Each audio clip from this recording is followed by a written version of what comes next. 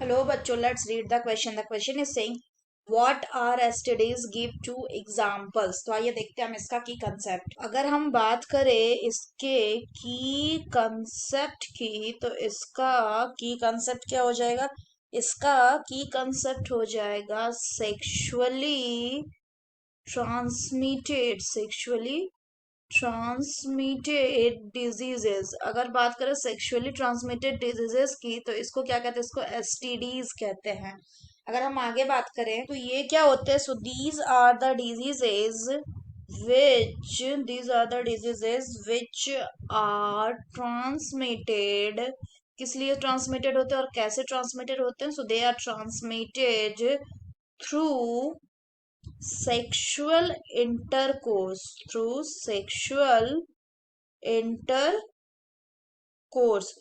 with infected persons. अगर हम बात करें इसके कॉजेटिव एजेंट्स की तो इसके कॉजेटिव एजेंट्स वेरियस हो सकते हैं, जैसे bacteria, virus, protozoa, nematode etcetera. अगर हम सेक्सुअली ट्रांसमिटेड डिजीज के एग्जाम्पल की बात करें तो सबसे पहला और सबसे फेमस एग्जाम्पल होता है AIDS. It is also called as acquired immunodeficiency syndrome.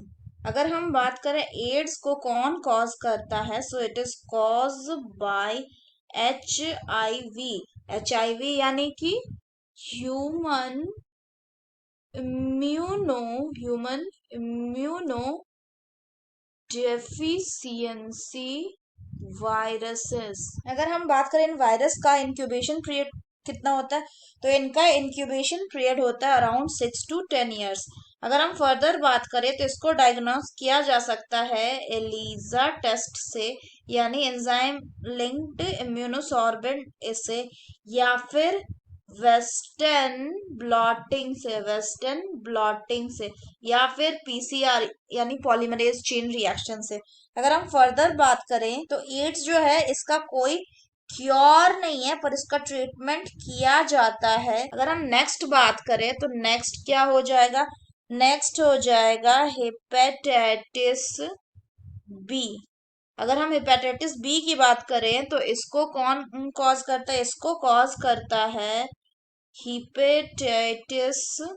तो अगर बात करें इस हेपेटाइटिस बी की तो इसको कॉज करता है? इसको कॉज करता है हेपेटाइटिस बी वायरस. तो हेपेटाइटिस बी वायरस.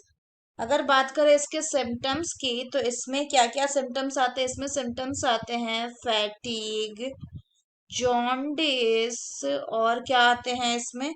इसमें पर्सिस्टेंट मतलब लगातार, सो पर्सिस्टेंट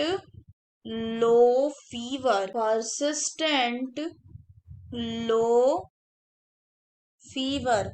और क्या होते हैं? एब्डोमिनल पेन भी इसमें दिखने को मिलेगा, एब्डोमिनल पेन. अगर हम बात करें इसके ट्रीटमेंट की तो इसको ट्रीट कैसे किया जाता है, तो ये भी इनक्यूरेबल है. अगर बात करें इसके ट्रांसमिशन की, सो it is transmitted via blood transfusion. ये ब्लड ट्रांसफ्यूजन के कारण ये फैल सकता है, ट्रांसफ्यूजन.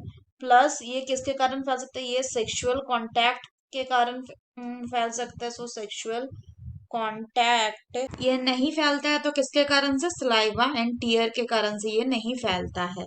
इंक्यूबेशन पीरियड का, तो इसका जो इंक्यूबेशन पीरियड होता है वो अराउंड 30 to 80 days होता है. हालांकि ये इनक्यूरेबल है, बट वैक्सीन्स जो है वो बन चुके हैं हेपेटाइटिस बी इन्फेक्शंस के लिए. So that's all for the question बच्चों. Hope you understood it well. Best of luck.